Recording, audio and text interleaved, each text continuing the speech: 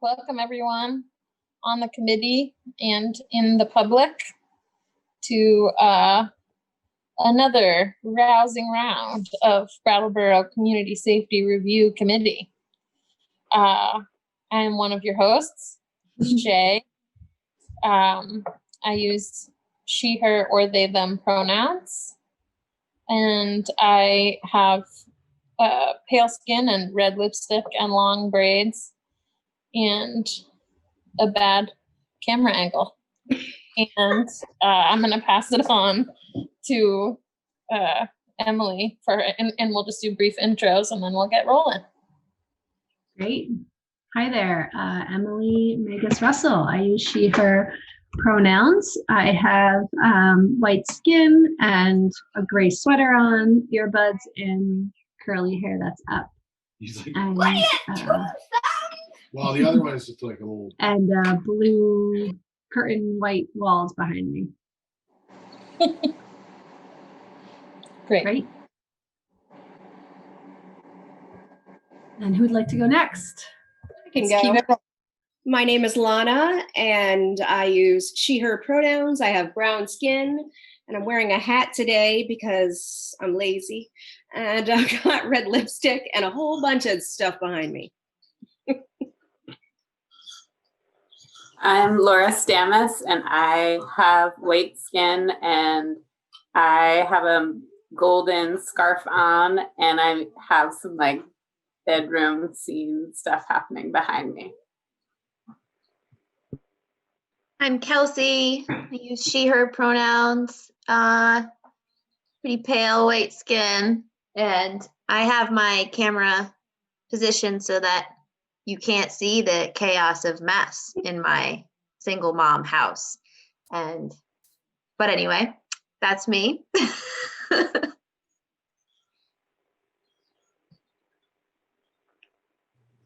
My name's Maya. I use she, her pronouns. I'm eating food and I have pale skin and living room behind me, and I'm enjoying Annalise's background a lot. It's good entertainment. Hi, I'm Annalise. I use she, her pronouns. I have on a beige sweater and I have brown hair and white skin. And there was some extreme excitement over discovering that the cat has thumbs, evidently, in the background. And there will probably be more. So stay tuned. And I'm Bob, and I use him, he, him pronouns. I'm not paying attention to what I'm wearing, but I'm trying to figure out the audio and the visual.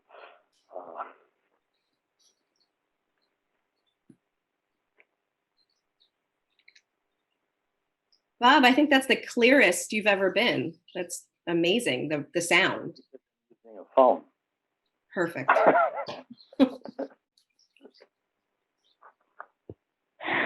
Hi everyone, I'm Drift. I use they, them pronouns. I'm currently on a friend's flip phone because I can't access Zoom on my phone.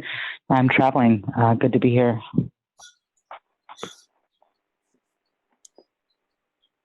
Hey folks, sorry I'm late. All good. You want to introduce yourself, Kaz? Oh, sure. Yeah, I'm Casimir DeWolf. I'm a white person with glasses and a black bandana and a t-shirt in a bedroom. Howdy. Great. Welcome everybody. This is Shay. Just as how we run this meeting, if you haven't been here before, we're going to make time for public comment a little later in order to make your voice heard. You can raise your little digital blue hand. You can find that, I think, in the participants tab, or shout out in the chat if you need to speak. We're not going to be reading all the chat necessarily all the time from the public, depending on how quick the meeting's rolling. We'd rather you speak with your hand if possible, and then we'll know that you're in the chat. The chat could be helpful for logistics, and as an accessibility tool, if you write what you say there, we'll try to help read it out. The chat is visible to everybody, so just keep that in mind. The meeting is being recorded, and we've been sharing those with BCTV. And the minutes of the meeting will be accessible on the Brattleboro Town website in the Community Safety Review Committee tab. That's the housekeeping that I have to share.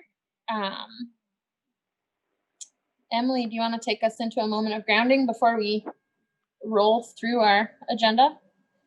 Sure thing. And I just want to also add a big thank you to our ASL interpreters, Janet and Christine, who will be with us as well. And just super thank you for your involvement and support as well.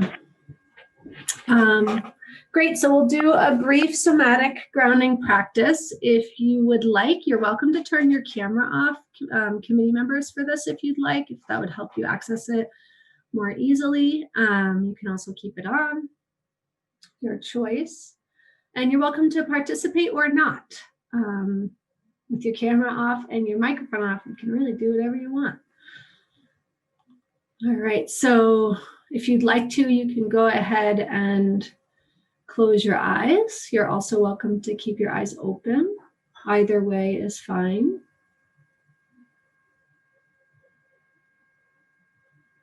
Whether the eyes are open or closed, see if you can bring your attention inward for a moment.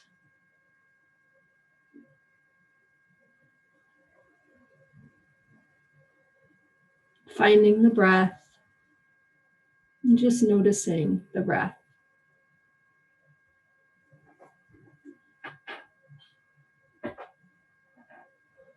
And if you're sitting in a chair, see if there's any adjustments that you can make to help yourself feel even just a little bit more comfortable in your chair. If you're on a bed or lying down or standing up, just see what adjustments, if any, you could make to make yourself just a little bit more comfortable. And become aware of the top third of your body. So your head, your neck and throat, your shoulders. And notice what's happening here. Notice if there's any racing thoughts, or if your mind is elsewhere. And if so, just notice that. Notice what is capturing your attention right now. See if there's any way to gently direct your mind here to your body in this present moment.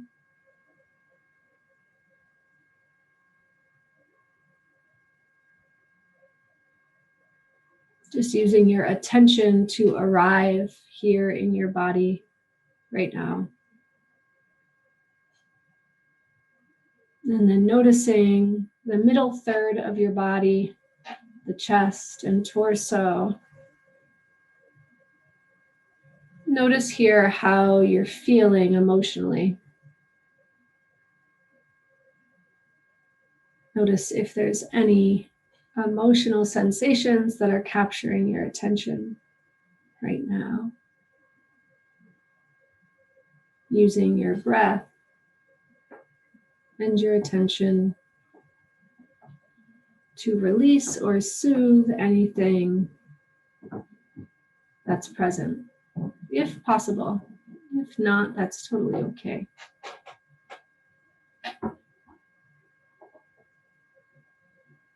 Now, noticing your bottom third of your body, your hips and your legs and feet. And just notice what sensations are present in your body.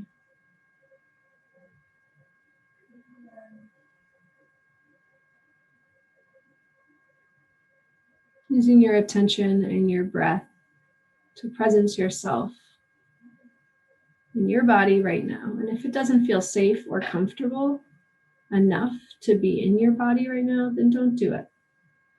And don't worry about it. Let the practice go.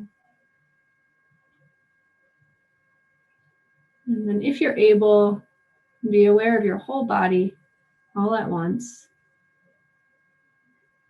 Find your breath again if you lost it.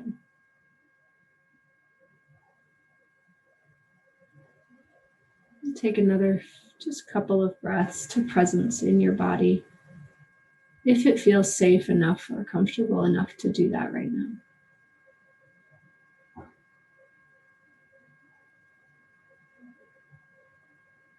And then if your eyes are closed, go ahead and open them and see if, before you turn your camera back on, see if you can just take in the room around you. You can go ahead and look over your left shoulder and your right shoulder. Just really notice your surroundings, the environment that you're in. Notice the computer and the meeting that we're in. And if at any point you want to turn your screen off or take a moment to reconnect with your body, feel free to do that.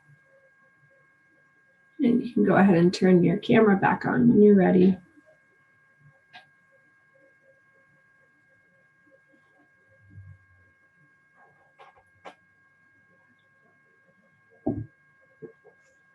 Thank y'all.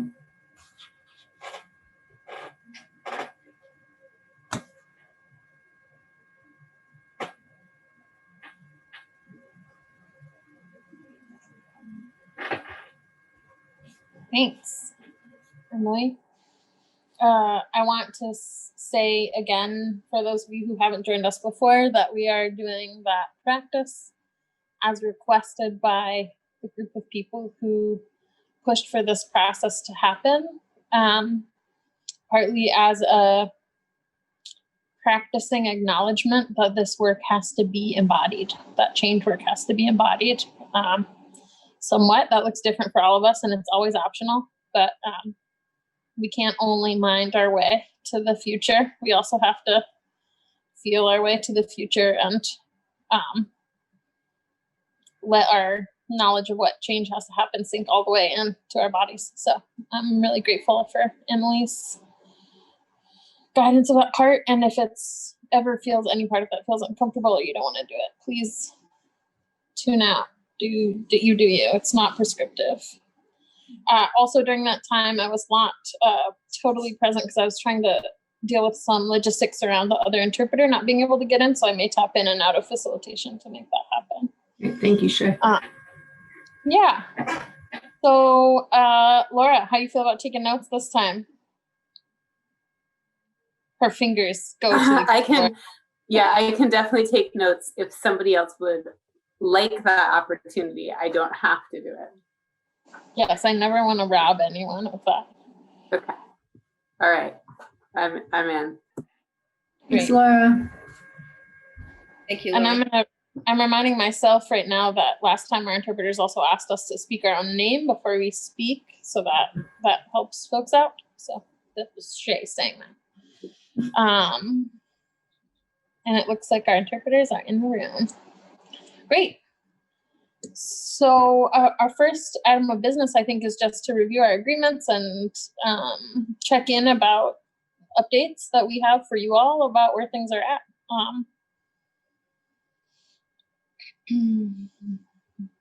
Great. So Shay, I'm going to pin Janet's screen, the interpreter, and then I'm going to go ahead and share the screen for the agreements. There they are. Okay. And is there anybody who would like to read this first screen? I'm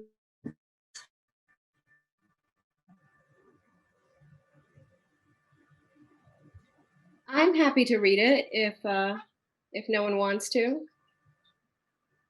Thanks, Lana. We'll go through, I think there's 3 or 4 slides, and so we can, if we want, rotate the folks who read the slides. Okay, so I will read the first slide, if that's okay. This is Lana speaking. Yeah. CSRC agreements. In the process of doing work within the Community Safety Review Committee, we will aim to be curious, acknowledge that we come from different places and different life experiences, center anti-racism as foundational in this process, center anti-oppression, including work to avoid and end racism, sexism, transphobia, and homophobia, ableism, saneism, and all forms of oppression. Sanist oppression can look like pathologizing language. Oh, we're under Mike Averill this Pathologizing language, outing people's psychiatric labels, or engaging with people discriminatory due to their psychiatric labeling or disability. Thank you. All right, someone like to read the next slide. This is Shay. If you're joining us, I just want to remind you to try to make sure you're muted. Thank you so much.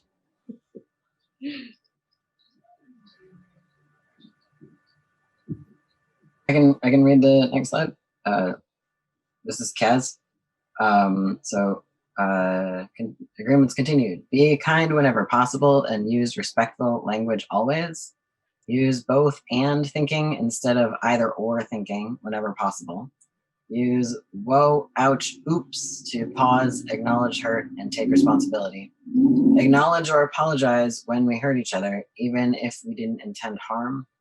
Hold space for probable good intentions while acknowledging that intention and impact both do matter. Welcome feedback and accountability from one another enthusiastically and give it generously.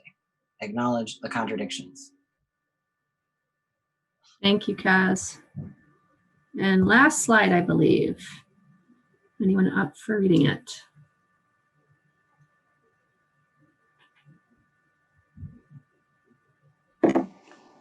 I can do it. Shoot, sorry, let me just, okay.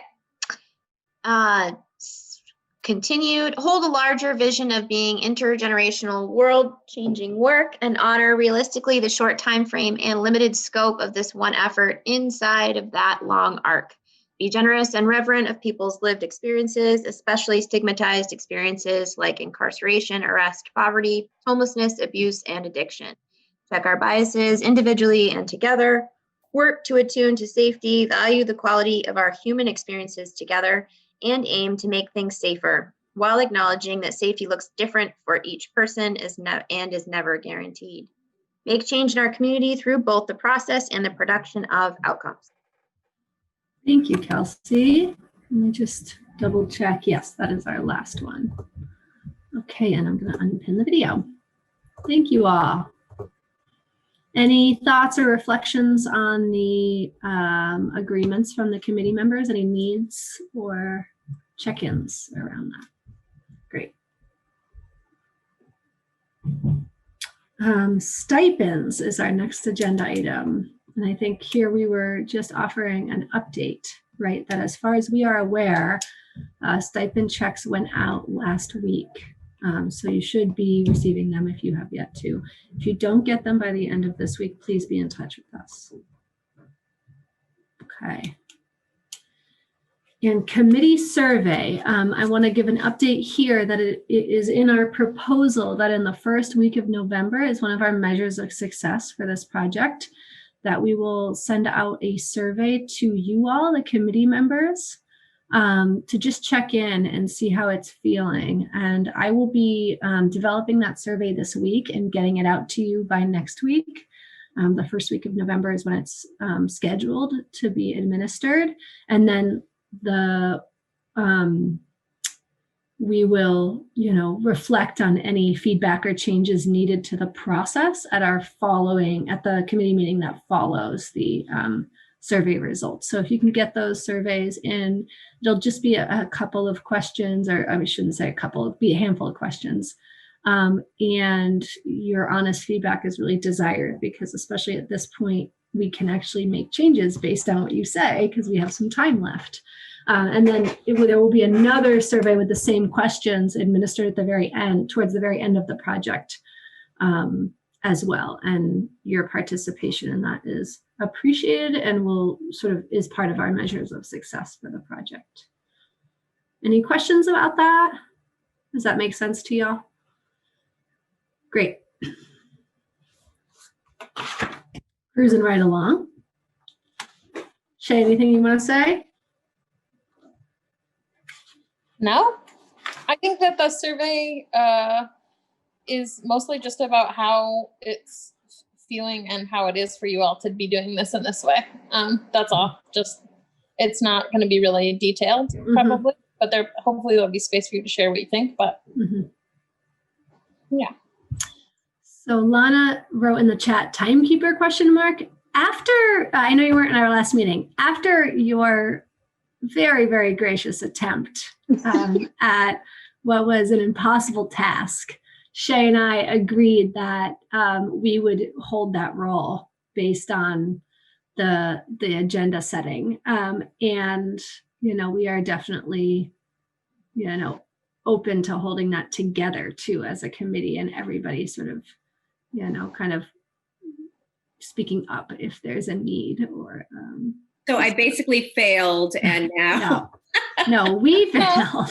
There was not at all. It was clearly an impossible task. In that I think us prescribing specific time slots to each agenda items, which we tried to do, didn't allow for the natural flow of how the meeting wanted to go, and didn't want to stress anyone out with having to keep us in those limits again. But thanks for asking. Yeah. And I think also that was a particularly ambitious agenda. I think once we've gotten things off of the ground, it's going to be a little bit more just check-ins about how stuff's going. So hopefully that won't be quite as stressful in the future. And also another check-in is that Emily and I want to improve our getting info to you all quicker. Some info that I haven't gotten to you, like the agenda, the minutes from the last meeting. And one of the things that you all could get sooner would be minutes, and also the agenda as it's written on the town website doesn't contain any time breakdown. That's like in our internal working together stuff. So it does without you getting that earlier, it doesn't make sense for other people to hold that than us. So if it's okay with you all, we're gonna try to flexibly but efficiently hold the time.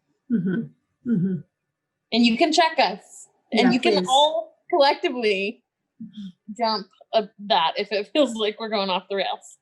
You see the general agenda, right? You can see like what we're generally trying to achieve per meeting. So if it's 7:30 and we're on item 2, please we welcome a holler, a little check-in.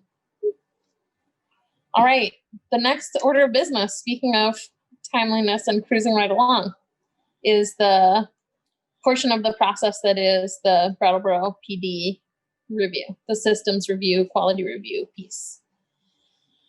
Emily, you had some updates? Sure. So we decided we sort of discussed at our last meeting the survey that y'all took to talk about which pieces you'd like to, committee tasks you'd like to participate in. Then we sent a follow-up email clarifying those tasks per our discussion in our last meeting. It wasn't any new content, but to put that info to you all about those tasks. So Kelsey, Bob, and Kaz will be working on the review as well. So I'll be working with you all individually to review those documents, and I've already started that process. And we will be able to follow up with the police as well if there's more documentation that I assume there will be that we'll want to review. For everybody else, this doesn't mean none of the others can't be involved. So if you have information or specific questions about like what's being reviewed or what you want to make sure is being looked at, please just let us know. But we can't have too many people working on the same tasks, obviously. So the other piece of information to just update about is that I've been working with Captain Kerrigan to schedule listening sessions with the police as well. So those are all but confirmed, scheduled pretty much just have to get that final confirmation of the date and time.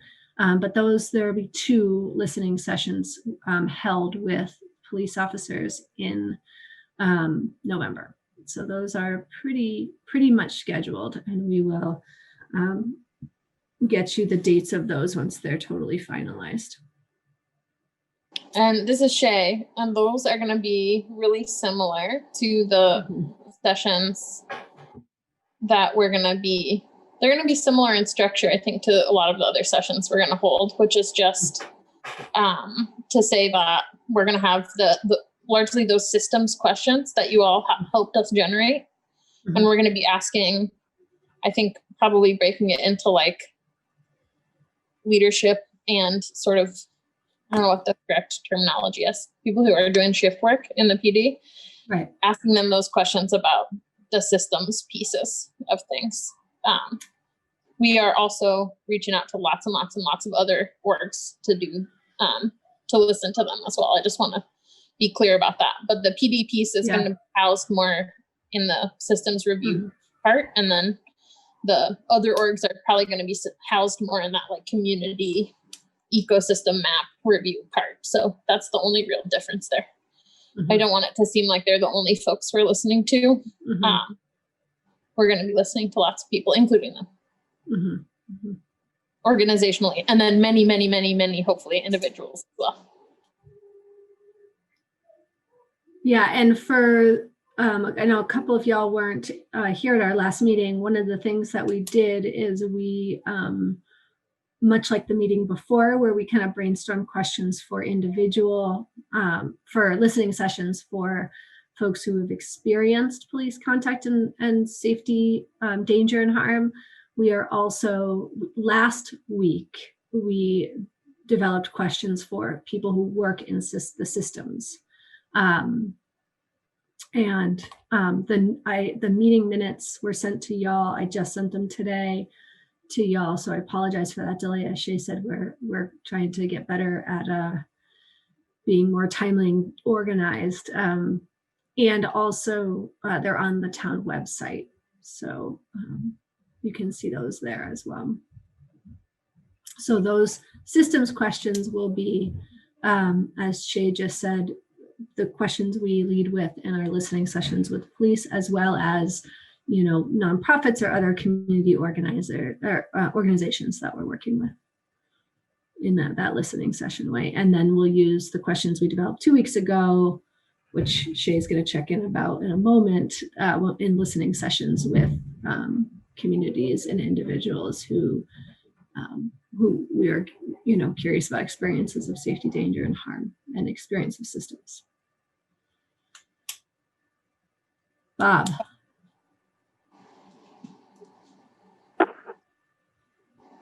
So with respect to the listening sessions, I would assume that they're not open meetings, or are they? Do you mean open meeting law, public invited, Bob? Yes. So far, listening sessions with organizations are not, they don't legally need to be open meeting unless our whole committee is showing up to them, which is not how we've yet organized those. If our larger committee wants to be involved in those, then we need to hold those as public meetings. The way that we had thought about doing listening sessions with organizations would be that largely Emily or I, or one or two of us all, would go into an org, Zoom or otherwise, probably largely digitally, and host a conversation with those questions that we all developed together, and then de-identify that information from any individual, and then bring that information back to the collective and back to open meeting. Kelsey also has a question in the chat. Yeah, I was just a little unclear about those of us that are supporting the Brattleboro PD review, whether we would be pulled into those or if you're going to bring it back to us. I was wondering about that piece. Yeah, good question. So to clarify, I think this is something we can discuss as a group, as a committee. Shay, correct me if you your sense is different, but my sense from our proposal and process so far is that the public forums, which we'll be warning as a committee meeting, essentially because, which we'll be holding publicly. And if the whole committee attends and wants to attend, then we'll essentially have to warn it as a committee meeting because it will be subject to open meeting law because more than a quorum is present. Does that make sense? So that, and then the anonymous testimony, which is on the total other end of the privacy spectrum, which y'all will be working to create and gather data on, are two of the main areas where the committee involvement, like in the listening sessions, is present. And then Shay and I are working currently on like scheduling just a slew of one-on-ones and listening sessions. So the one-on-ones are, interviews, with one-on-one. The listening sessions we're working with, mostly Shay is working with different organizations in the community to help organize the listening sessions, but the organizations won't lead the listening sessions. Shay and I will, Shay or I. And we also have a part of our proposal where for folks who are heavily policed, particularly vulnerable groups, and who have built trust in the group, and where Shay and I's participation may not be helpful, that we have the capacity to hire co-facilitators who are members of the group or representatives of the group who can be paid to lead the listening sessions. That's part of our original proposal. And yeah, Lana. Is it possible to have, I think Gary Stroud is here right now, is it possible to have him do one of those? That's possible. That's a place where we could utilize him. Mm-hmm. I want to clarify further a little differently, slightly. There's it got messy the other day when I was on the phone and I couldn't figure out why, and I realized that we were sharing the wrong thing on the screen and it got a little crazy. But the different forms of getting information are public forums. They are warned. We're all there. It's going to be awesome. Open mic style. We're going to make it an event where people can come and share their perspective in different ways. That's the biggest kind. The next is listening sessions. The way I'm using that word is really narrow. It's not to talk about all these different things.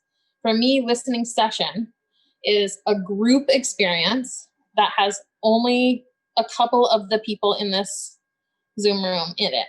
Largely Emily and I, maybe somebody else as needed if we work that out with the group of people we're doing a listening session with. Mm-hmm. If there's a BIPOC only listening session, I might step out and maybe we'll check in with Lana or other folks or pay a co-facilitator to step into that role so that we can work that out on a one-to-one basis with the different sort of orgs that we're working with. But that's what I'm calling a listening session, is like, we're meeting with survivors. We're meeting with people who've experienced DCF involvement. We're meeting with like groups of people that are smaller than a huge public thing that doesn't necessarily need to be warned because we're not all going to be there. And gather that information, largely with the support, hopefully, of people who are working with those groups of people, organizing with those groups of people organizing themselves. We're going to anonymize it, de-identify it, and bring it back to the public. That's the second highest level. And I'm not envisioning a larger committee presence at most of those, though it's negotiable. If you all are having a feeling, that's valid, and we can talk about it. Then under that is one-on-one interviews with people. I'm going to hold a lot of those. We can negotiate again if folks want to do more of that. But anybody who's experienced systems involvement and wants to have their story be heard and they don't want to do it in public, we have lots of time in November, endless time for one-on-one phone calls to just talk about what folks have experienced. And those questions that you all wrote are feeding these different levels. Then under that is anonymous testimony. That's the online tool. We have the questions already written that you all helped us organize. I've developed a way to collect information for interviews that includes those questions. We can talk a little bit about the tech piece of making that an anonymous tool. That's like the next level. And that also isn't going to have a lot of committee involvement in collecting that. We're going to make it tech make it, but then after that, we're not going to be involved in that either. So those are the different tiers. I just want to be really clear that the listening session piece, I'm largely just running with after you all gave me those questions. Great. I'm beginning to send out messages to folks and welcoming people to send emails to us to say, if you're working with a group of people who is involved in these systems, or you are a group of people who haven't been involved in these systems, or you have something to say about safety, we're going to talk. This is a lot of conversation, and those aren't all going to be committee conversations. It's just too many of them. Largely, the volume is. I think I'm definitely following you. I want to narrow in on the Brattleboro PD because you used the term listening session. So I'm not sure whether I'm following if Emily, you're going to say, these are the times I'm meeting with the officers, please join us if you can, or if you're going to bring it back because you've used the language listening session and that's different than meeting with the other groups. I totally hear you, Shay, of all And those that's why variables. I was clarifying that because it's a little. So I was just curious about what this means with the Brattleboro PD piece because it feels a little different. So yeah. We can discuss that.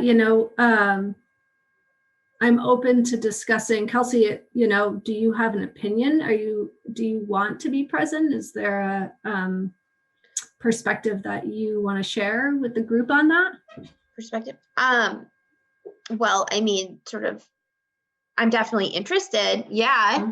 But I guess I was unclear about the when you use the language with listening sessions versus the one-on-one interviews, right? So it sounded like that would mean we would possibly be part of it, but I just want to hear from you what you were thinking.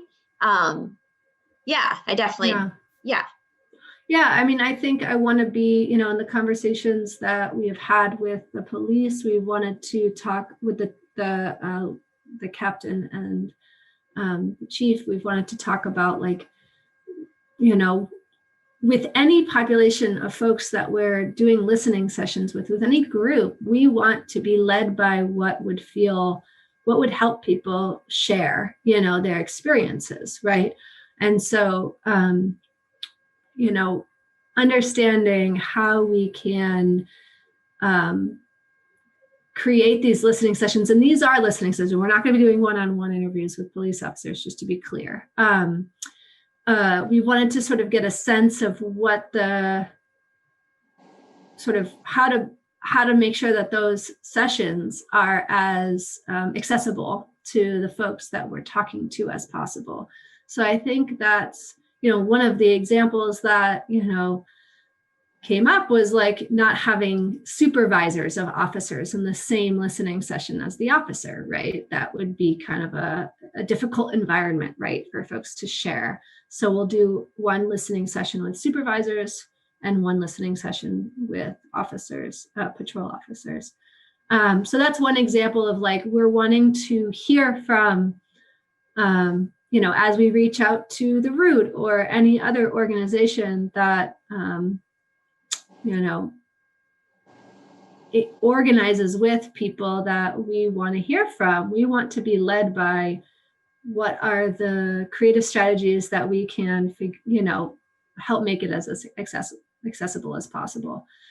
So, we can discuss, committee involvement in the police listening sessions and what we think about, how accessible that feels to everybody. I don't know.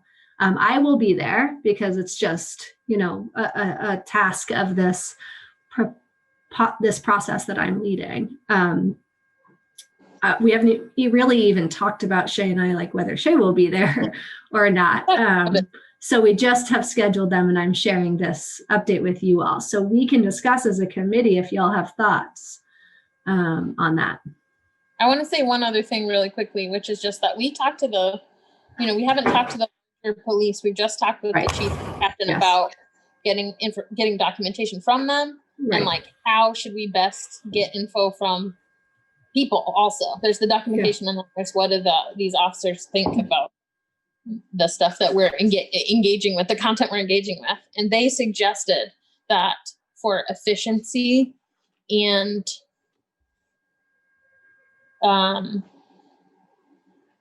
other reasons, I don't know, I'm not very articulate right now. It would be better to do just a couple of group talks. They thought that it would be better conversation if it was a couple of group talks than singling folks out to have other conversations. I think we're open to doing that with other orgs as well. If other organizations would rather talk as a group than one-on-one. I'm also really open to the idea that in some places, more information might come from in a one-on-one conversation as well. But I think that for me, that this decision for it to be a group thing was led by the higher ups of the PD suggesting that just might be a more efficient way to do it. And it's a great question, Kelsey. It's not super clear. Right. No, did the chief and captain, and I know captain's on here right now, have any input about whether it would be most sort of conducive to people feeling comfortable if it was just the facilitators, or did they have any input about having a couple committee members there? Was that something you discussed? We didn't discuss committee members in detail, but we did discuss the structure, and I think they suggested that keeping it smaller would probably be better in the general structure of it regarding info. But again, if you all have another perspective about it, that's also valid information. And if the captain is on the call and wants to speak to that at all, I think that I never want to say somebody's name and then deny them a right to talk. But, right. I also don't want to force them to talk either, but. Exactly.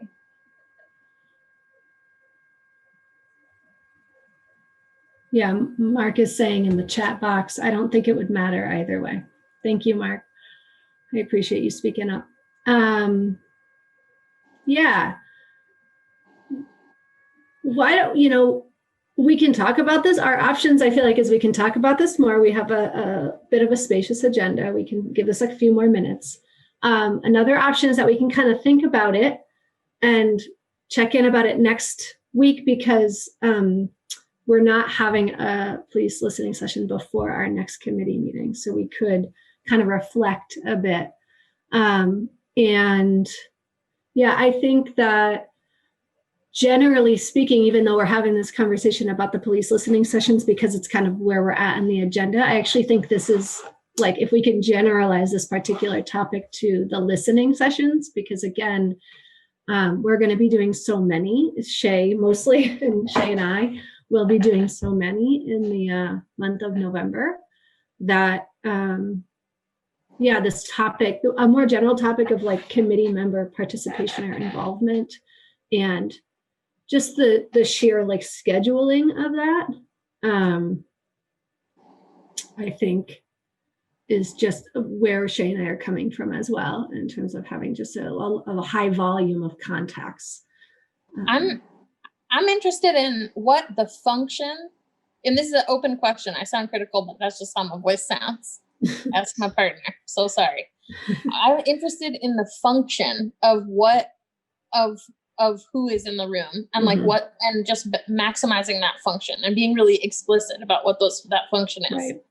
So if we are collectively feeling a lot of trust in Emily and I as facilitators honestly representing the questions that we have collectively derived, and asking those questions and holding that space and anonymizing and de-identifying that information and bringing it back, then that's an option. What are the functions of committee members being in that space? There's many possibilities. It could be for accountability. It could be for informing the rest of your system review work. I'm interested in folks, and again, whether we talk about it now or next meeting, thinking about that, because I think in most of my imaginations of those listening sessions, not necessarily with the PD, but just generally, having them be much less representative of our committee and much more representative of whomever we're talking with makes more sense to me. Having one even person in the room who's like, all right, this is what we've been doing. Now you guys can talk. This is your show. Here are our questions.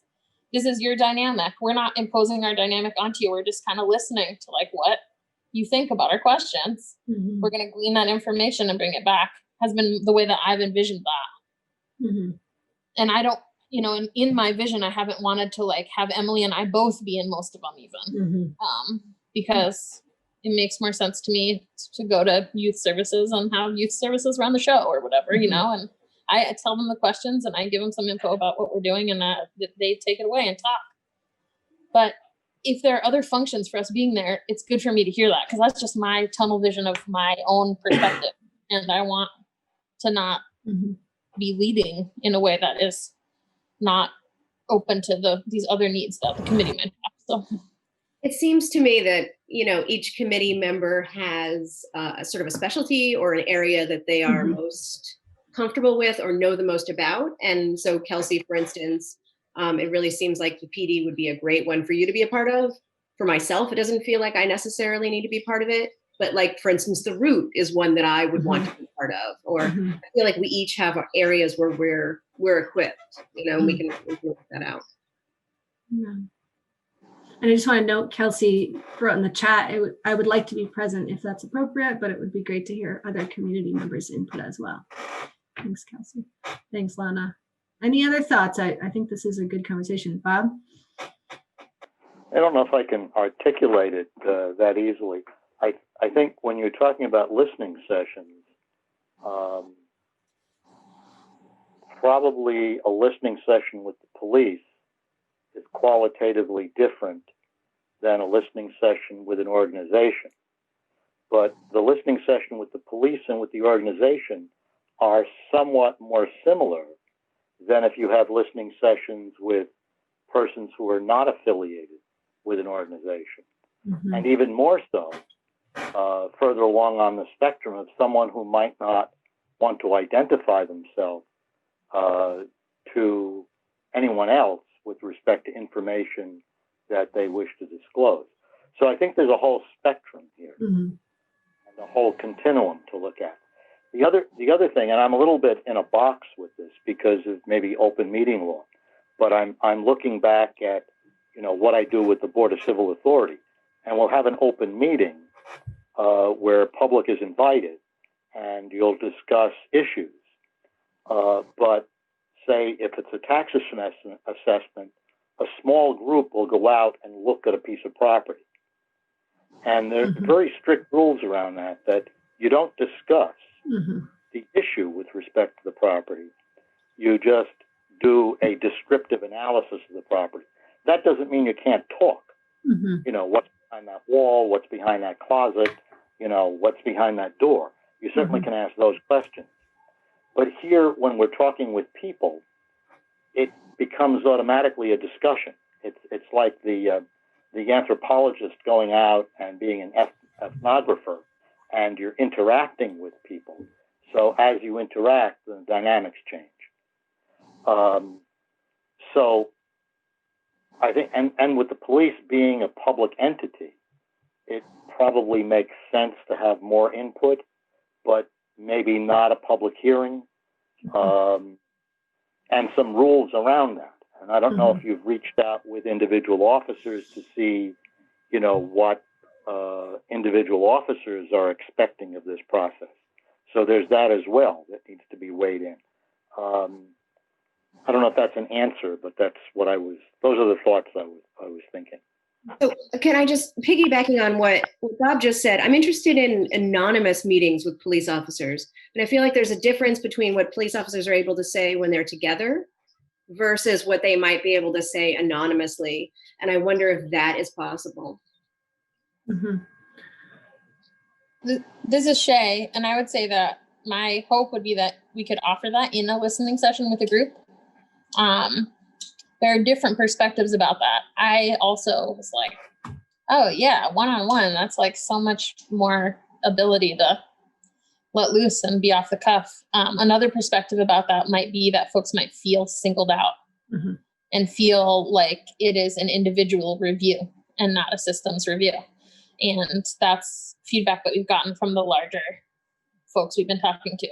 So I think both are possible. I am open personally to us doing all kinds. I think the leadership of the PD thought that a couple of group sessions with few of us present might be the best flow and just the most connection we might be able to have. But yeah, I'd like to offer them, if possible, interviews without repercussions, you know, without without having to, I don't know, just to be able to speak their mind without feeling like someone else is gonna. So to de-identify that as well, if that is possible.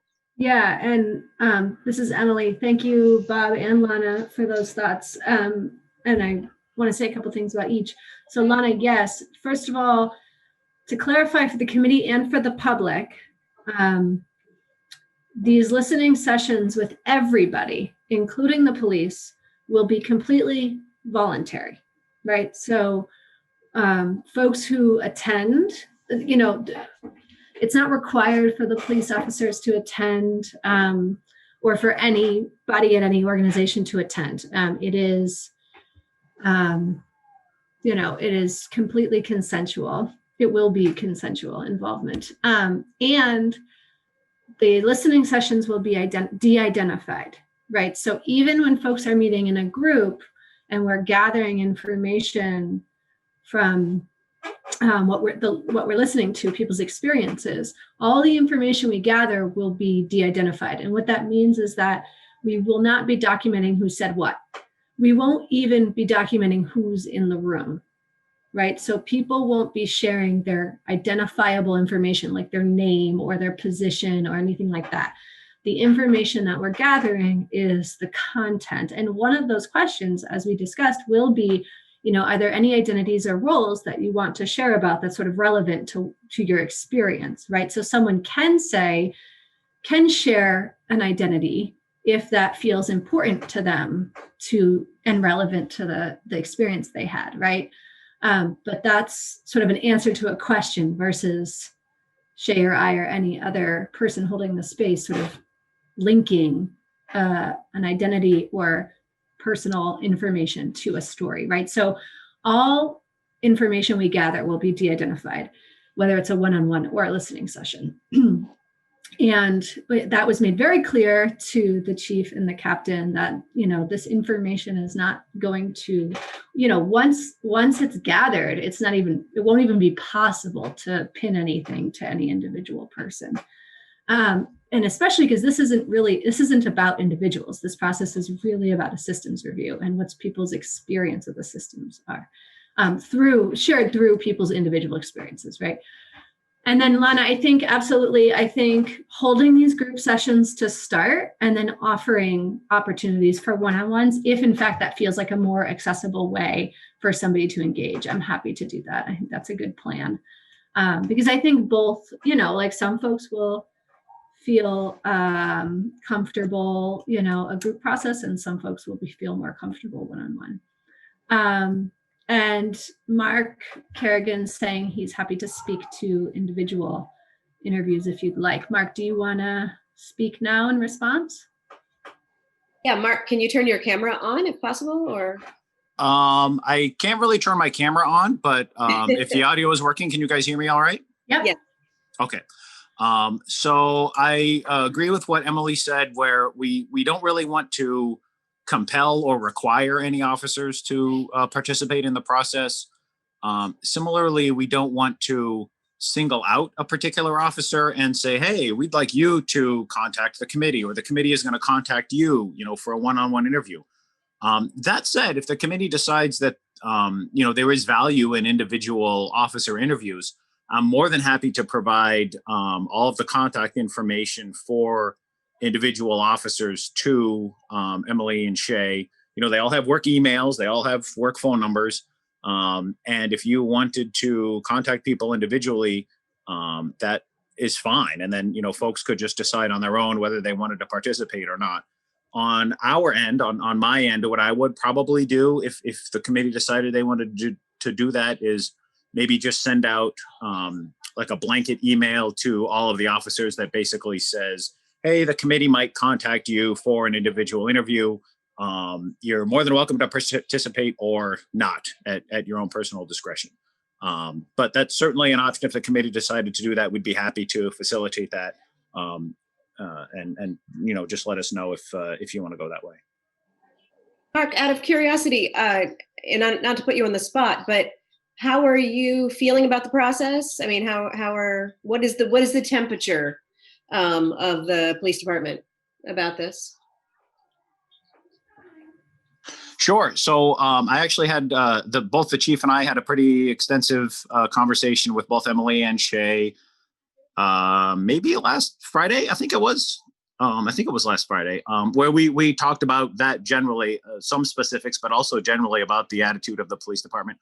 Both the chief and I are very open to this process and want to participate in whatever way is most conducive to you guys. And we're happy to provide whatever information we can. The temperature of the police officers, to be honest with you, is kind of neutral. I mean, they work in Brattleboro. Brattleboro is a pretty politically active town. You know, they're used to a lot of community input, a lot of positive feedback from the community. And sometimes, you know, if we mess something up, you know, negative feedback from the community. And that's not a surprise to them. So none of them are really terribly set on their heels by this process. And they're just sort of fine with it. They know what's going to go, what's going to happen and how it's going to move forward. Whether or not they, whether or not that translates to them wanting to actively participate in the process, I don't know. I can't really speak to that because I haven't had, personal interactions with them where I've asked that. So I can't really speak to how they will decide whether they want to participate or not. Great. Thank you very much. Thank you, Mark, for chiming in, and thanks. So, Bob, I wanted to respond to something you said, which I appreciated too, your point, which is something that we talked about more at the very beginning of this process, and Shay and I have talked a fair amount too about, which is this sort of interesting dynamic in this particular process, which we're balancing a facilitator-led and proposed community safety review process that includes a town committee all of whom's business must happen in public space, right, in open meeting law. And so that's been a challenge, and I think we all together have done a pretty good job of navigating that. And it's very clear to me that the tasks that happen outside of this committee meeting that's publicly warned and open to the public cannot be discussion or decision based at all, can really only be information gathering, which is one of the reasons why Shay and I are holding so much of the like task-based work. That was part of our original proposal, and it's something we're following through pretty strongly with, because we really don't want to violate the open meeting law. And so we have felt comfortable with information gathering tasks but Shay and I are both really working pretty hard outside of these committee meetings to make sure that what we put on the agenda and what we're asking people to do outside of these meetings is what has already been very transparently discussed and decided on within the committee meetings. So I think that sort of speaks to what you were talking to, Bob. And yeah, I really appreciate that reminder. And that is a big part of what we're balancing. I want to thank you for that, Emily. I agree. Thank everyone for your comments in this topic and time check us a little bit on moving on in the agenda. We have a hand from a member of the public. Our next agenda item is public comment. How about we kick that off and then we take a break right after that? How's that sound, folks? You have a few more minutes in you before a break? Thumbs, nods, awesome. All right, Gary, take it away. Gary, can you hear me? I can hear you. Hi, guys. How you doing? A very, very informative meeting. I really like what you guys said and how you're dynamically structuring this. And I totally agree with Bob and Mark and Emily, with Shane, with all of you about what you're saying, how to structure each individual agenda. I would probably be more like an information gathering if needed, and also if from experience also whenever needed. But I think probably first letting you guys get this off, to a start, and then down the road, maybe just call me in for something like that. Because I've been in contact with all of other agencies, and I have a lot of connects. I don't know if you heard of WJFI, Women's Justice and Freedom Initiative. Ashley Messier.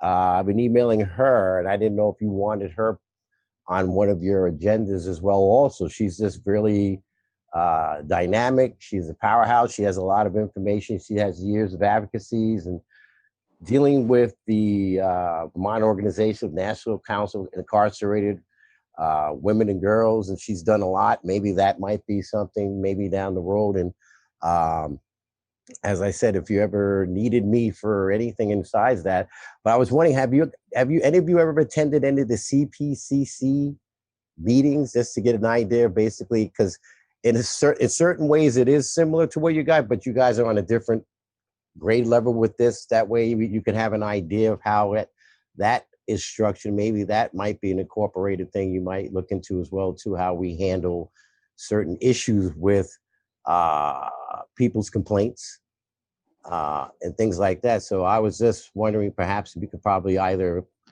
check it out one night, come in there for public participation, or you can just read the minutes and see how things are being taken care of. Because like I said, there is a commonality in some sense of what you're doing and what we're doing. So I see that brother sisterhood going on there. So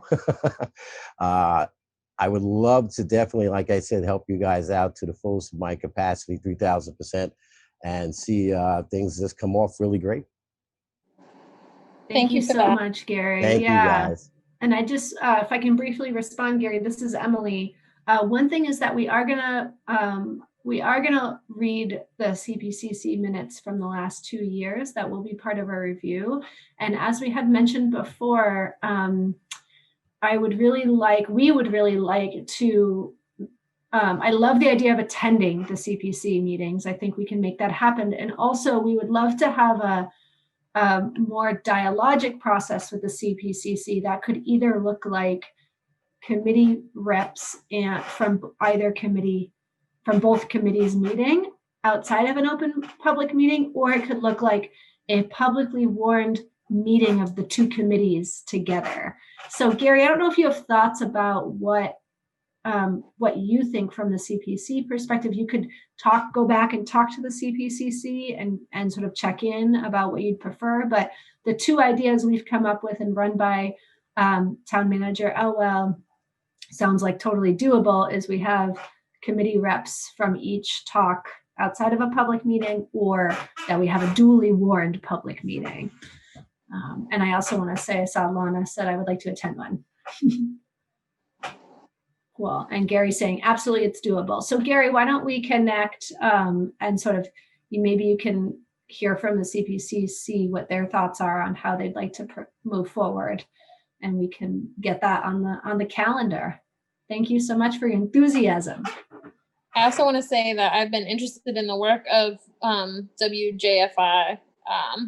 It's a statewide project, less a Brattleboro specific project, but they're a cool organization, seemingly that's new, that's doing some work around prisons and policing, and specifically around abolition. So I'm interested to learn more about what they're doing. And there might be a few different statewide organizations that we reach out to in addition to those closest to us. I think we really want to focus on hearing from people in this community, largely, actual community members about their experiences, but we're always welcoming wisdom from people who are doing projects that are in any way related. So thank you for bringing them up. Is there any other public comment? Does anyone else from the public have anything to share with us at this moment? Gary says thanks.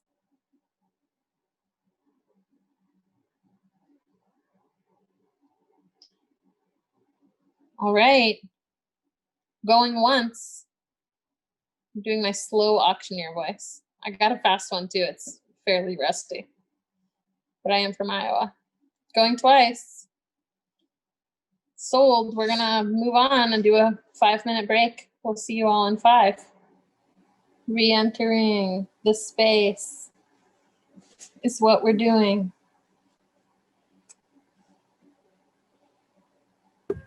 I would like to report that at my break, I was pranked with a whoopee cushion. Mhm.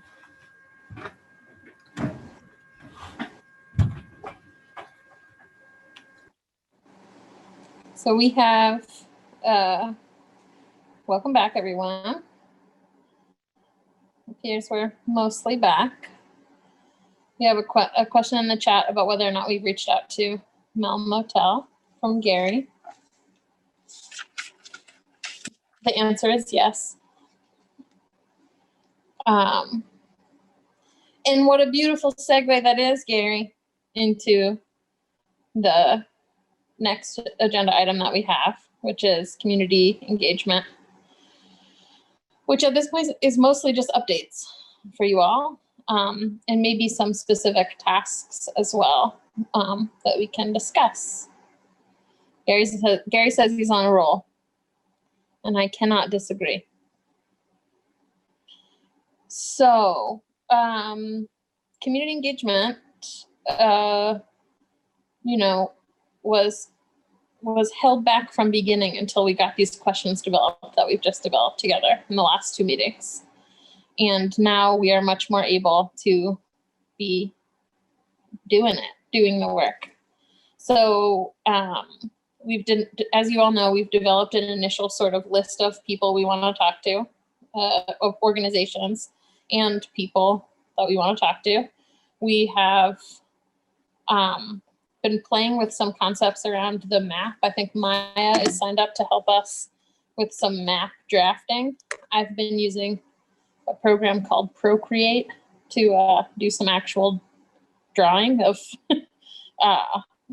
possible structures for how visually we might lay out information that we learn about how the different pieces of our community safety systems sort of interlock.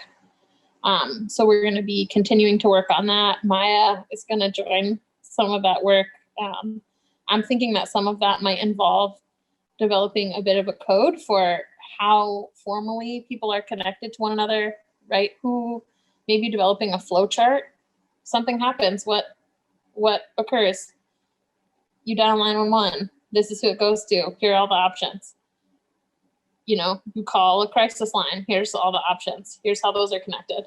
The community responds outside of those systems. Here are all the options of what happens.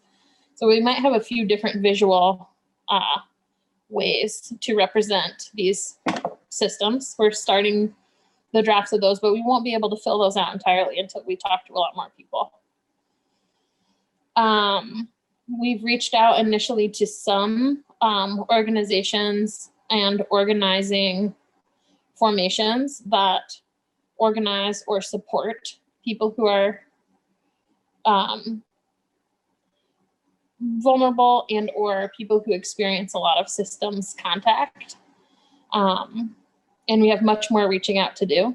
I'm trying to send personal communications to people and not just a blast. So it takes a while, but we've begun the process.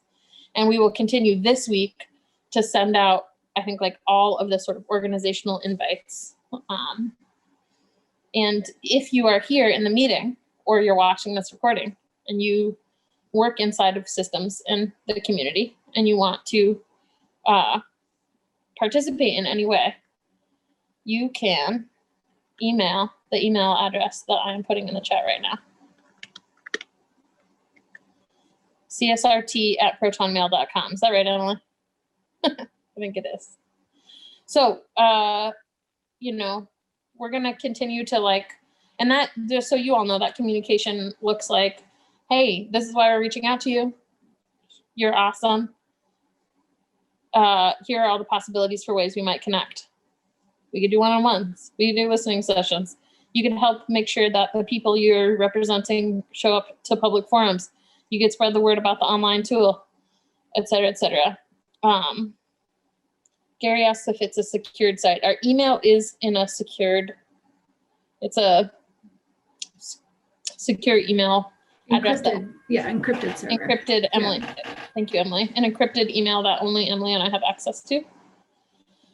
So that's begun. We've developed the sort of info gathering tool for organizational info gathering and individual community member info gathering.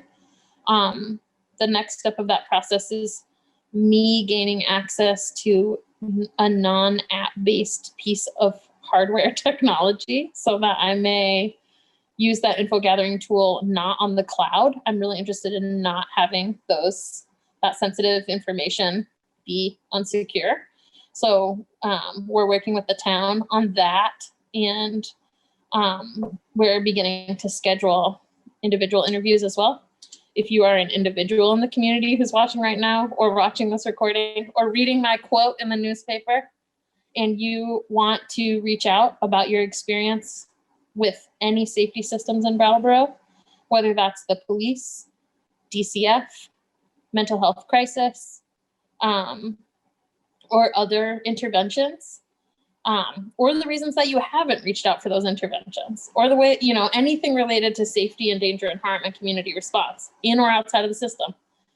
CSRT@protonmail.com is the first way to reach out to us, and we can have a de-identified anonymous conversation, or you can fill out a thing and we can talk. The last kind of piece that we need to roll out in terms of individual information gathering is going to be this online tool. I think that largely for my piece of the update, we have the questions, I think, developed. We developed some questions. I formatted them and added a couple and made this info gathering tool. We need to find the best technology to make that happen on the internet. Laura already has a hand, which is great. I've been doing some research, and our anonymous tool micro team may also have done some research. Laura, you want to speak to that? Sure. I reached out to the tech person at my school and asked them about anonymity, and they recommended using a Google form that's linked to your Proton account. And they just said when you set it up, you just have to make sure you're setting it up where it doesn't collect email addresses. Great. Yeah. Google Forms is connected to Google, and I understand that there are reasons that the larger populace is wary sometimes of such an enormous machine. I watched The Social Dilemma. I know what's going on. Just kidding, but I did. But also, I think that there are ways of setting it up so that it isn't collecting any information. You're not putting your name on it at all, etc. So that's an option. There are other options that are not Google, but largely in my very cursory research, they cost money unless they're very small.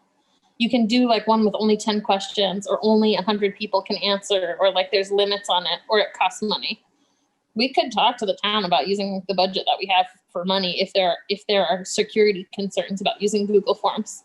But I think that the anonymous tool team and I will be working on that this week if you all have the capacity to do that, and we'll get that finalized by next week, and so that then we can blast that tool into the universe. I think before then we totally have the capacity to be having conversations with people on phone, or people can email us and we can gather information in the other ways than the anonymous tool ahead of time. And then, the last piece of,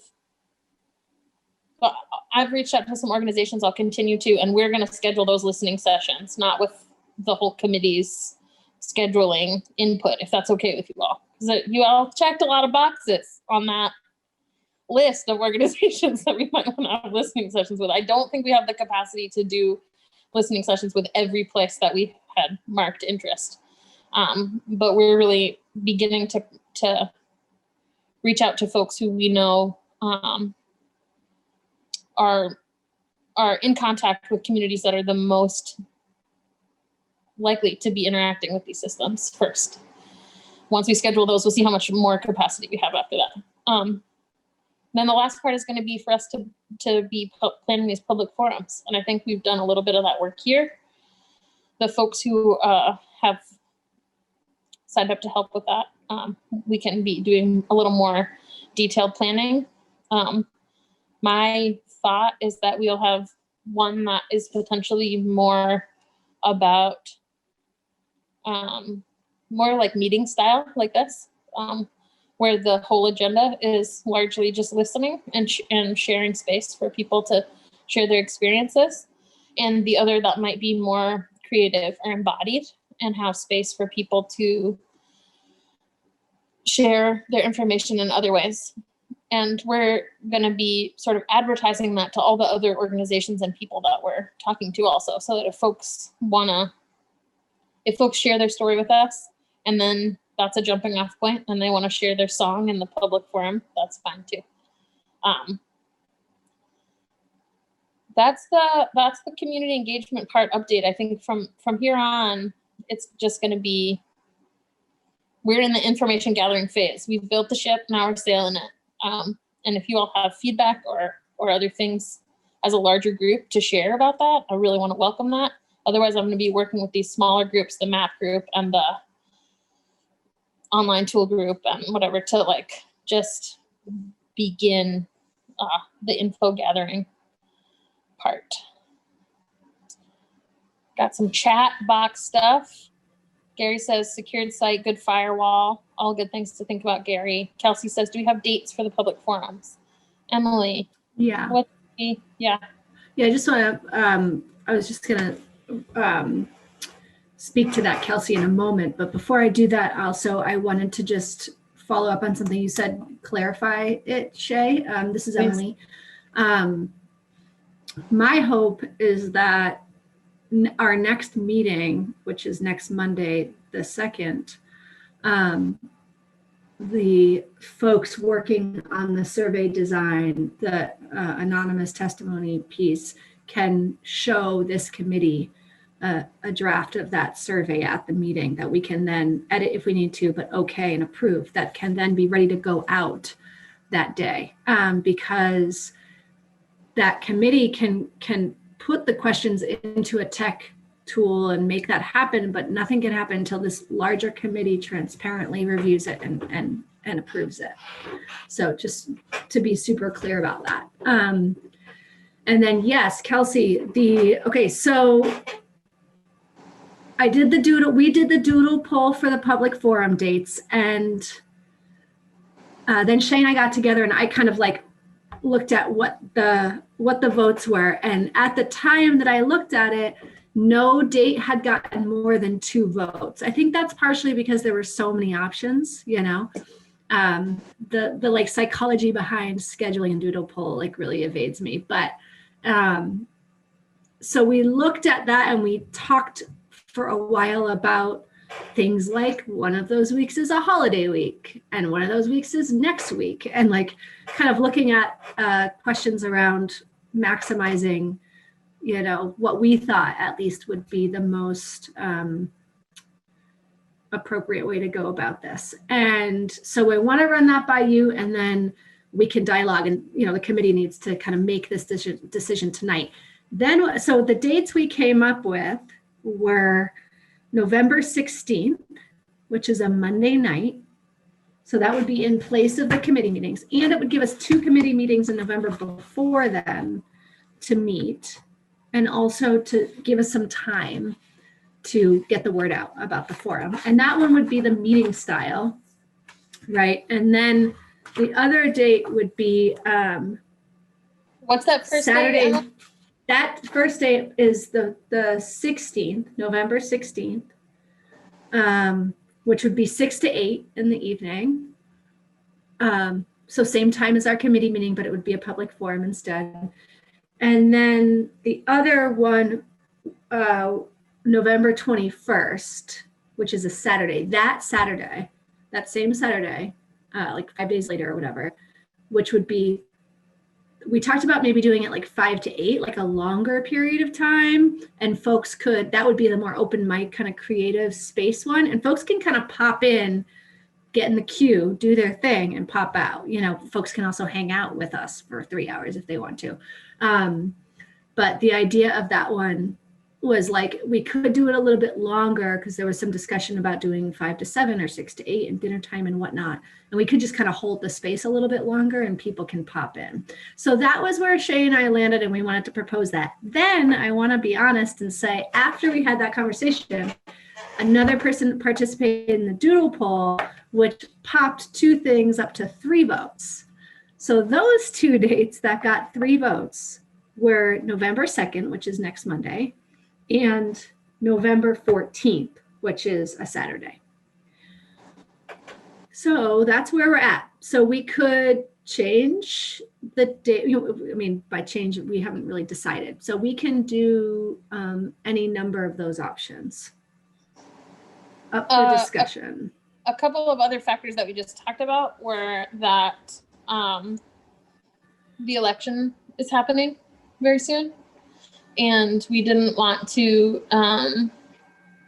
I just imagine that many of the people who might want to check in about this might be occupied mentally or otherwise in thinking about that day. I know a lot of people that I know are really spending a lot of time thinking about that, and so we didn't want to like put it right up on the election day if that was going to mean that people were not going to be able to like mentally prioritize showing up to this thing that's not totally related. Mm-hmm. That's just one thing I had to put in, but if folks have other conversation. Looks like Drift has a hand up. Great. Sorry, Kelsey. No, go. Thanks. Drift? Yeah, hey, yeah, I just think the second is a bad, I mean, yeah, I agree with what I've heard from Shay, and I like the idea of the 14th or the 16th for the first, just gives us more time, and yeah, the election, so good points, y'all. Thanks, Drift. Kelsey? I think I voted for next Monday, and I wasn't thinking about the election, and so I will take my vote down off that one. But also, I think it doesn't give us enough time to kind of put the word out there. I know we want to do them as soon as possible, but sort of not enough time. So I'll move my vote. Yeah, and I also am wondering, I don't know what this will look like, but what we're gonna do if some people want to like riff for a long period of time. How do we like really supportively and politely keep it to a certain amount of time? Or maybe we need to make that announcement when we open the meetings or something.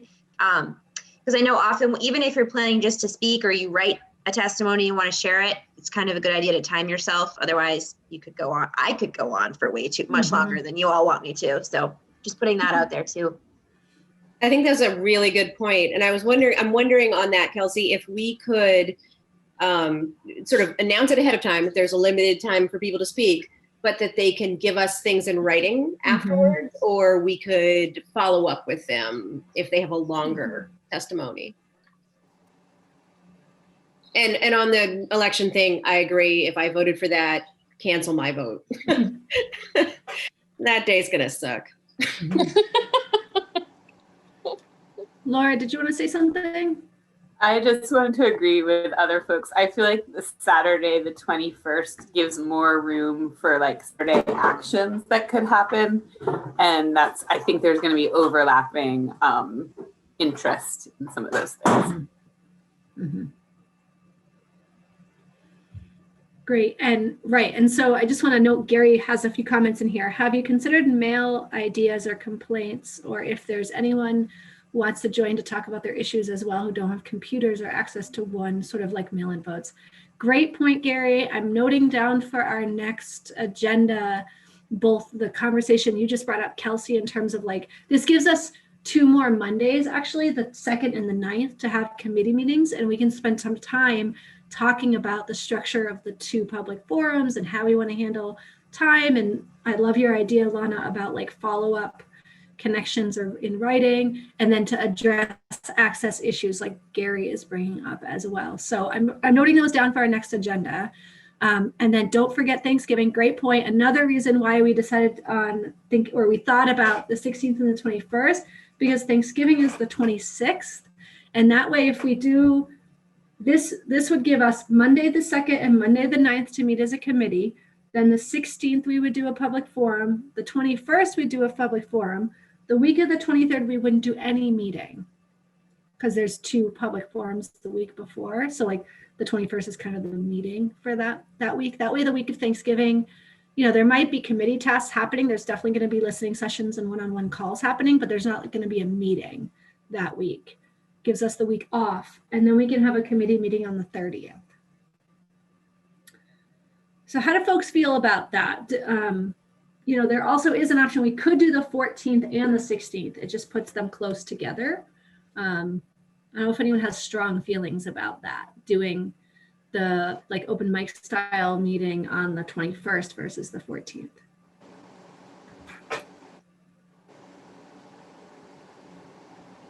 I don't. I mean, I feel like all dates feel arbitrary at this moment.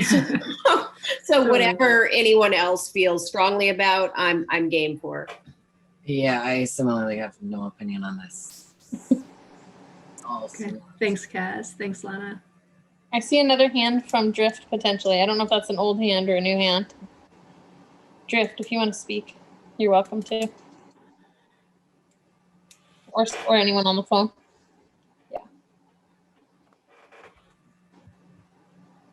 Laura has put the dates that we just suggested in the chat for your review. I just sounded like Moira from You Know What's Creek. Oh, yes. My fave. Bob, do you want to speak? Well, this is Bob Ozier, and I'm also trying to read the message in the chat to see if I really need to speak. Is that different from what's in the agenda, those dates? No, that's, I think, what's in the agenda, right? It is. I just copied that from the agenda. So I would not be in favor of having the 14th and the 16th as public forums, because that doesn't give a lot of time to publicize in advance or to regroup after the first one to see if you need to tweak something differently on the next one. That was just my thought. And then at the risk of being out of order, I had a question about agenda item 7, which I never got to. Oh, sure. Yeah. Can we close Bob. this scheduling conversation first and then get to that question? Certainly. I just wanted to put that in the Thank you. bookmark. Okay, so can we do like an approval, yay or nay, on what Laura just put in the chat as the schedule, and I will read it out loud. So committee meeting November 2nd, 6 to 8, next Monday. Committee meeting November 9th, 6 to 8. And then public forum November 16th, Monday, 6 to 8. Public forum November 21st, Saturday, 5 to 8. More open mic style. No meeting the week of Thanksgiving. And then committee meeting November 30th, 6 to 8. Can we see thumbs up, thumbs down, real thumbs or emoji thumbs? Cool, any thumbs down? Good. All right, we approved that schedule. Can I add on one more question to that? Do you all approve of me beginning some graphic design work for those? Can I start the poster making and then I'll prove it with you the next time? We have 2 more meetings, but I'm going to start arting for the process. Bob's question. Maybe you can go next. Bob. I don't think it would be necessary if we gave you permission, authority, whatever the word is, to do the graphic design and go forward with it, that we would need to come back with a draft to approve to go out. I think that would just be too much micromanagement. Great. But that's my idea on that. You know, one idea to follow up on that, Bob, this is Emily, is that if y'all have ideas about content that should be on that poster, like or like how to word things, especially those of you on the public forum listening sessions kind of subcommittee, but anyone, if you have thoughts, ideas about what you want Shay to sort of put on that poster, then go ahead and send it to our email. And we'll be bringing it back for approval, everything we do, of course.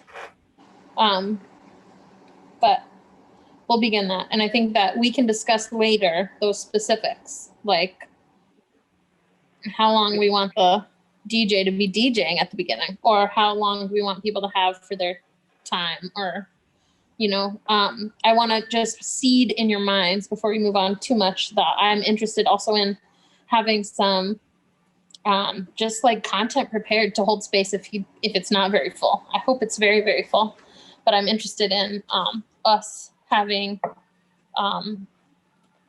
readings or things to share to hold space if there is space to be held in between.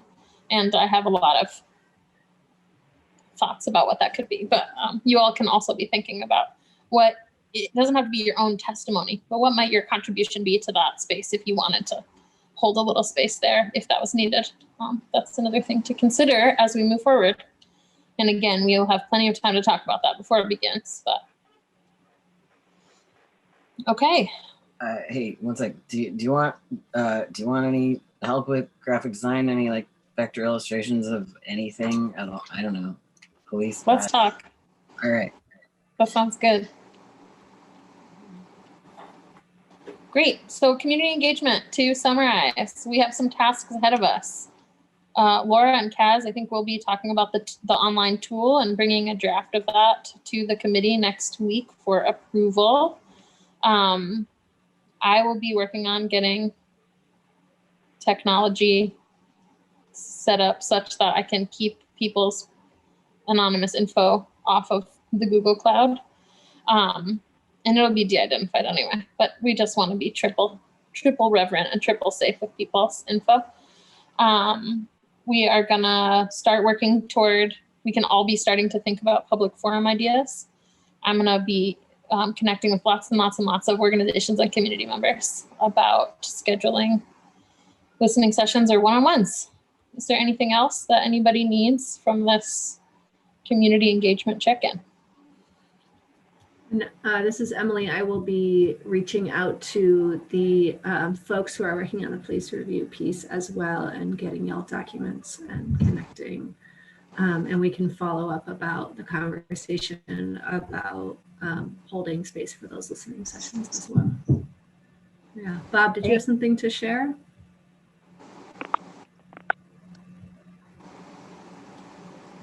Oh, Bob, you muted yourself. You were unmuted.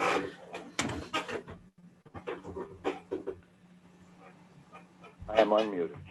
Okay, good. I'll try to ask this question in an appropriate way, but there was a big news announcement this week that 80 some odd people are being laid off at the retreat come the end of the year. And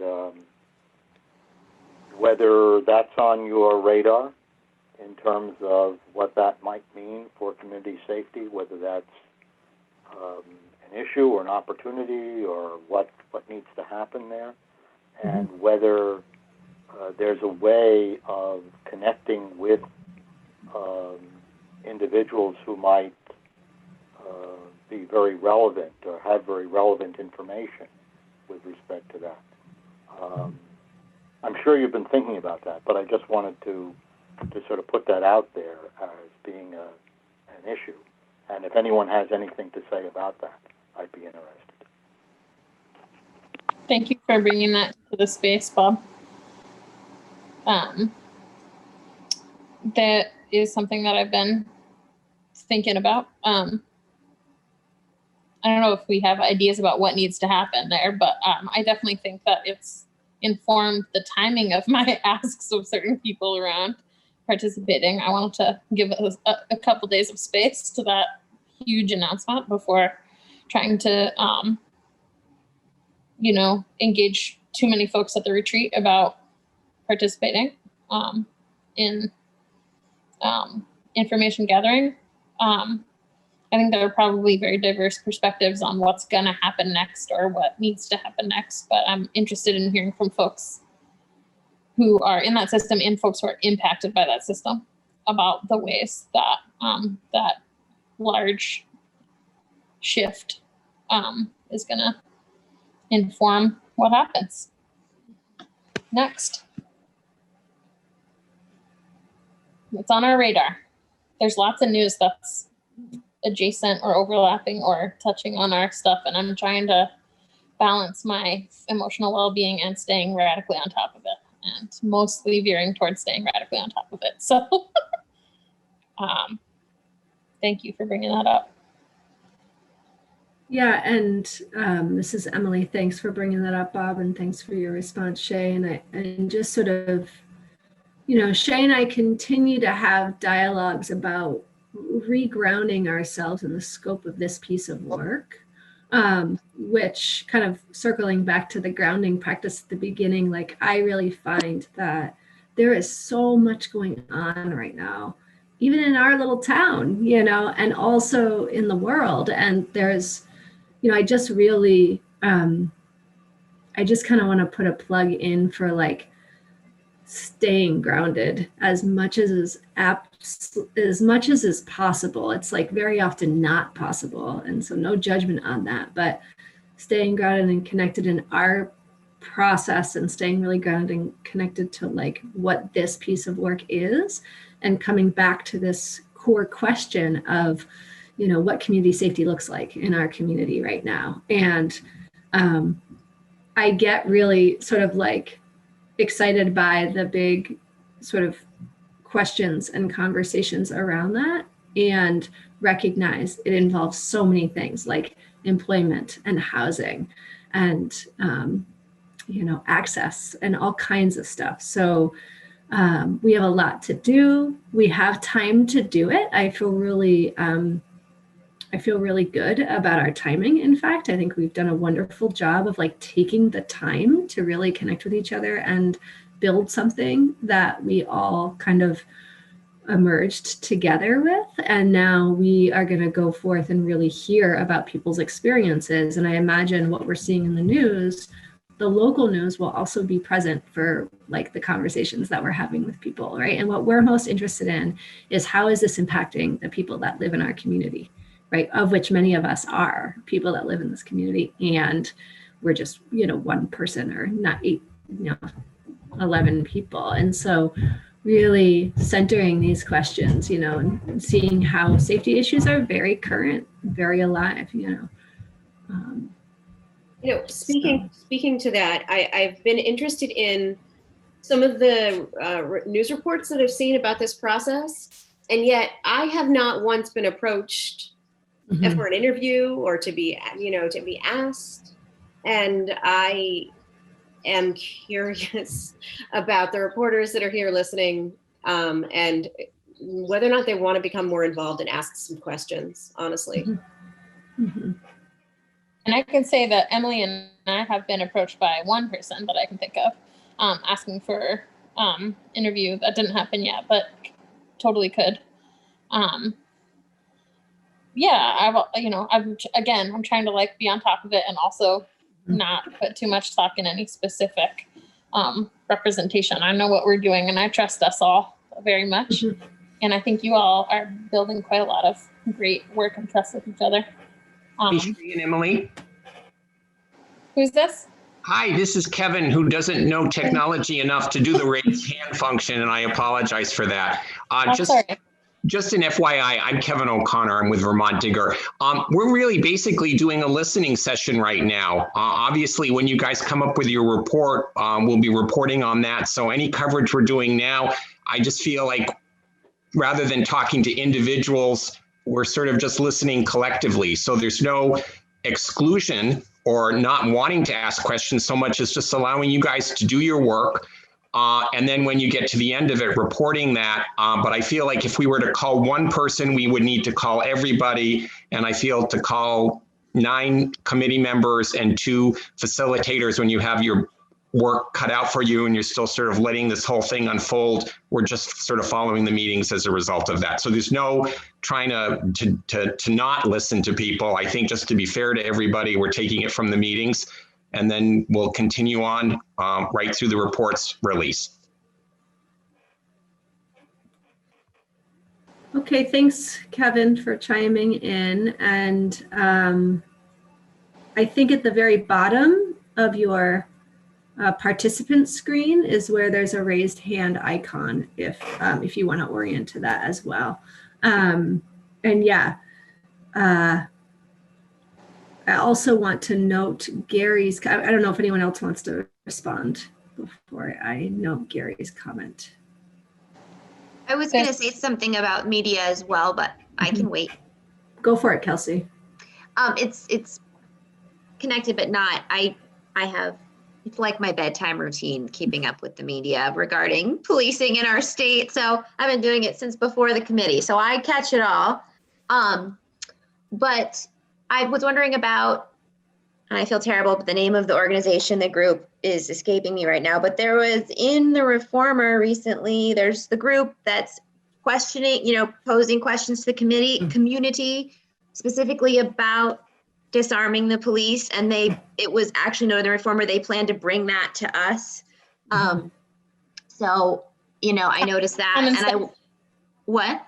Common sense for all, right. I think. There we go. Yes, thank you.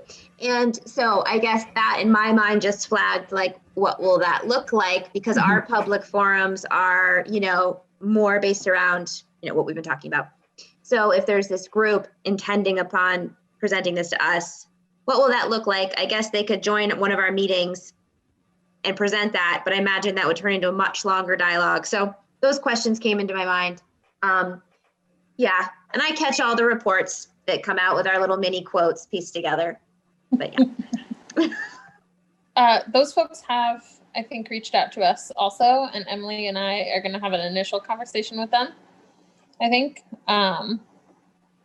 it's separate and parallel timing, and we'll be in touch with them and we'll let you know from there about the possibilities. But yeah, I would say that we're going to keep our public forums specific in our wording about what we're asking for, all of us together, not me, but we can ask for what we want from those public forums.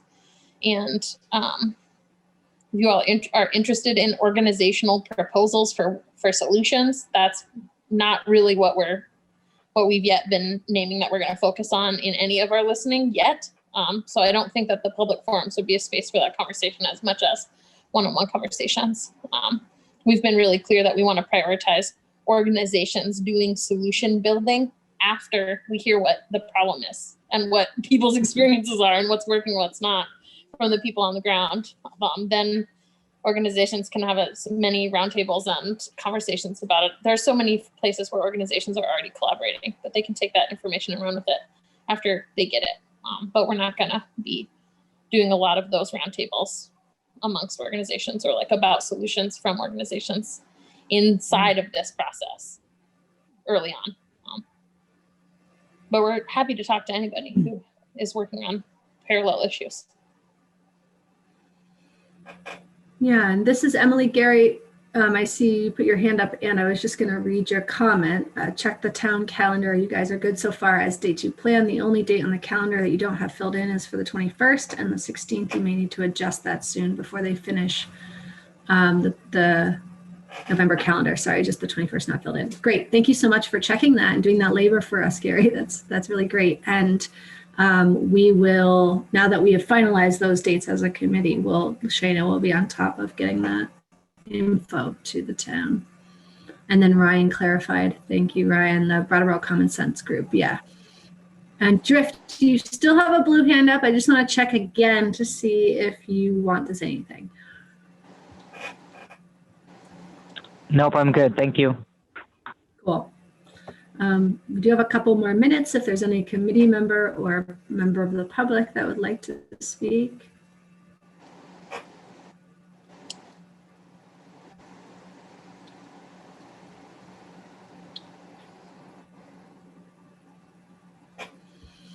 Gary's in the chat. He's on top of the calendar. We've got to get those dates in there soon. They were just approved in this meeting. So maybe once we get out of this meeting, we can put them in there. It would be a little hard to do it before that. But thanks. LOL to you too, Gary, from the chat.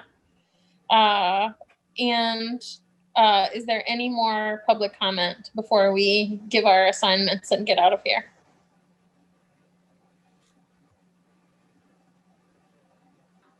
Great.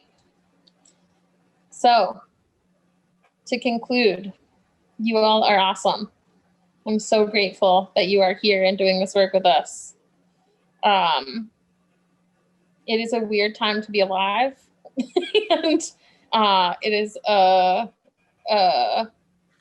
fraught time in some ways to be doing this work. I also just want to name, for the reporters in the room and otherwise, wink, wink, that it has actually been so much less fraught, this work, than I would have thought. There's been so much support and collaboration. There's been so much interest in participating, and there's been so little so far challenge, even given that the world is full of many ideas. I think we built a process that includes so many people's input that I feel really grateful that you all are joining us, and not even joining us. That makes it sound like you're joining us, that we're doing this thing together. That's what I want to say. We have some assignments on my end. I have a lot of people to reach out to individually. I gotta get a thing that I can plug a thumb drive into so that I can be, so that we can run the tech smoothly. I gotta be hanging out with you anonymous tool builders and discussing and playing with Google Forms and other tools to get a draft. I'm going to be working on public forum publicity. There's more. I know there's more. I'll be doing more stuff. I just want to say we'll be reaching out to the CPCC. I want to do that this week about figuring out what the plan is for coordinating with them, and I'll be connecting with the folks doing the review with me, and yeah, we're going to be off and running. And I feel good that we have 2 more committee meetings before. They might be a little more like routine than we've had in the past, but we're getting our groove and we've got some time. And get the word out there, especially once these dates go public, which they'll do by tomorrow. Let's get the word out about and also engage, saying thank you also to Drift, who's going to be helping us really think about care planning resources, so that we're not just we really want to make sure that we do this in a non-extractive way, and that we are tending to and caretaking the people who are sharing with us their stories, and really, doing what we can to make these spaces where we're listening to these difficult experiences often really as safe as possible and as attuned as possible. And as reciprocal as possible, can I say, Jay? Yeah. I don't want, part of being extractive is that you take and you don't give and back. Right. And hopefully what we're giving back is partly just recommendations to the community that actually enact change that represents what people want. That's the biggest reciprocation that we can do. We don't have full responsibility over that. The select board has some, but we can do whatever we can to make that part happen. But also even just within our actions, every time I'm writing out an invitation to connect, I'm letting folks know that we're open to their wisdom about what's going to make this supportive and reciprocal and safe and community building, and not just like anthropological taking, which is not something I'm interested in doing. Right. Absolutely. Thank you. Great. All right. Thank you all so much. Enjoy the rest of your evening, and we'll see you next Monday. And we'll talk to you before then. Yeah. Thanks, guys. Have a great night. Thanks. You too. Thank you. Bye. Bye.